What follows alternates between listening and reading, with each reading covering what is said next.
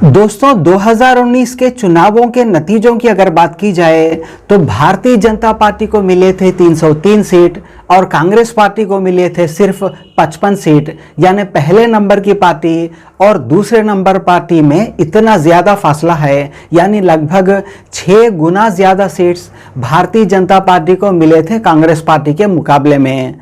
लेकिन इसके बाद भी 2024 के इलेक्शंस में कांग्रेस पार्टी पूरी तरह से इस बात पर कॉन्फिडेंट है कि वो भारतीय जनता पार्टी को हरा सकते हैं और उनका दावा है कि ये क्षमता उनके अंदर है।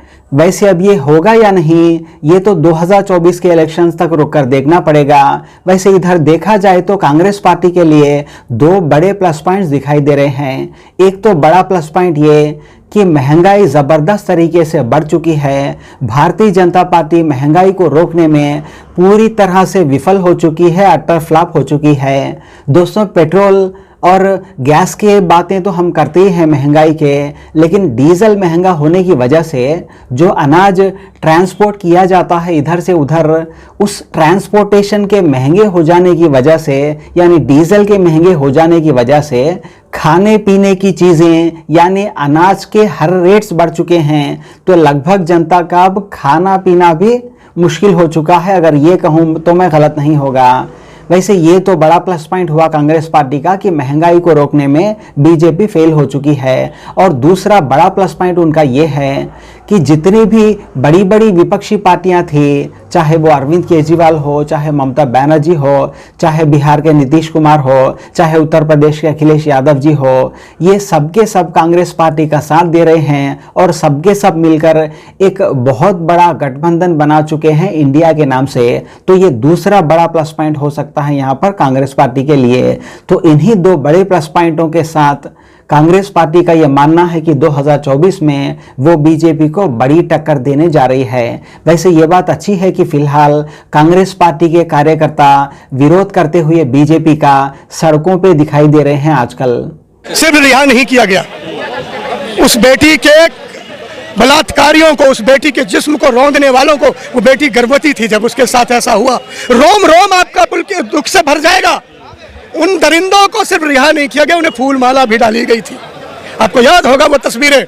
बिल्किस बानो सिर्फ मुसलमान बेटी है इसलिए मुझे खुश होना चाहिए, सिर्फ मैं हिंदू हूं मुझे इस बात पे दुख होना चाहिए कि सिर्फ हिंदू की बेटी की इज्जत होती है। अरे मेरा वतन हमसे बना है, हम मतलब हिंदू और माँ मतलब मुसलमान। हिंदुस्तान दोनों की शान से, दोनों के बलिदान से, दोनों की कुर्बानी से बना है। ये साझी आज़ादी है, साझी विरासत है। साझी मिलकर लड़ेंगे, साझे मिलकर रहेंगे और साझे मिलकर संभालेंगे देश को। हिंदू मुसलमान और टीका टोपी में लड़ाने की जरूरत नहीं है। आबरूएं नहीं बांटी जाएंगी मेरे देश की बेटियों की, मेरे देश की बेटियों की इज्जत नहीं बांटी जाएगी। यही बांटकर तो देश में आज ये लोग राज कर रहे हैं। अब वतन को समझना होगा कि हिंदू मुसलमान का खेल खत्म हो गया। ये बात आरएसएस को समझ आ गई है।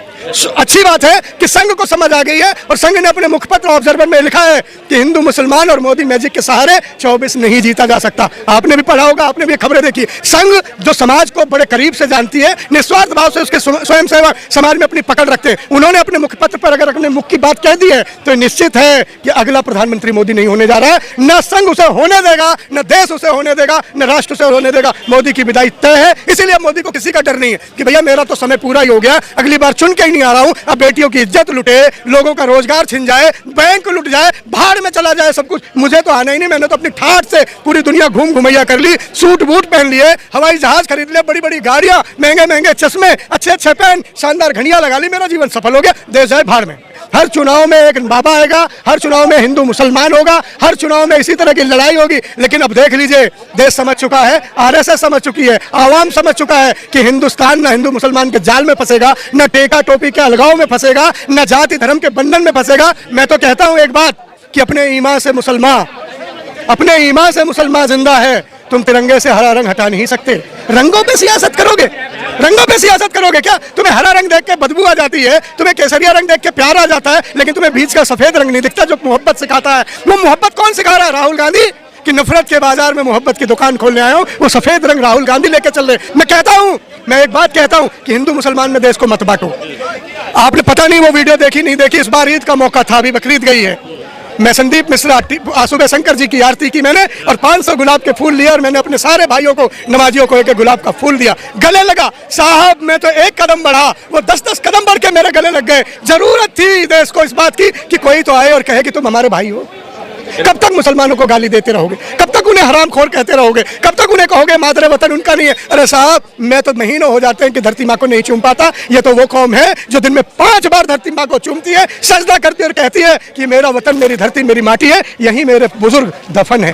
ये जुल्म कलम पर है, ये जुल्म सच बोलने पे है, यही जुल्म राहुल गांधी पे है कि जो सच बोलेगा उसके छाती पे संगीनें तान दी जाएंगी। पर ये भूल जाते हैं कि इंदिरा गांधी के सीने पे भी संगीनें तानी गई, राजीव गांधी के तो जिस्म के टुकड़े भी नहीं मिले थे, लेकिन आज फिर वो बहन भाई की जोड़ी हिंदुस्तान को बचाने के लिए इस बात से निकल कर चली आई है कि हे भाई, मुझे तुम पर गर्व है कि तुम देश बचाने। मैं नमन करता हूं प्रियंका जी को, ऐसी शेरनी हमें मिली। देश में संघियों ने कुछ किया तो है नहीं। जब आजादी का वक्त था तो एक कंघी बेच रहे थे, बुलबुल के पर पे घूम रहे थे, माफिया मांग रहे थे, चिट्ठियां लिख रहे थे, और देश को गड़े और देश में बड़कौन रहे थे जो देश के लिए फांसी चढ़ रहे थे। और ये कहा थे, ये माफीबाज लोग कहां थे तब? कितने साल बाद आरएसएस के दफ्तर में तिरंगा लहराया गया, आप भी जानते और हम भी जानते। आज देश को, वतन को किससे किससे कितना प्यार है ये बताने की जरूरत नहीं है। इंदिरा जी को कितना प्यार है, नेहरू जी को कितना प्यार है, राजीव गांधी जी को कितना प्यार था, राहुल जी को बताने की जरूरत, इसका पैमाना नहीं है।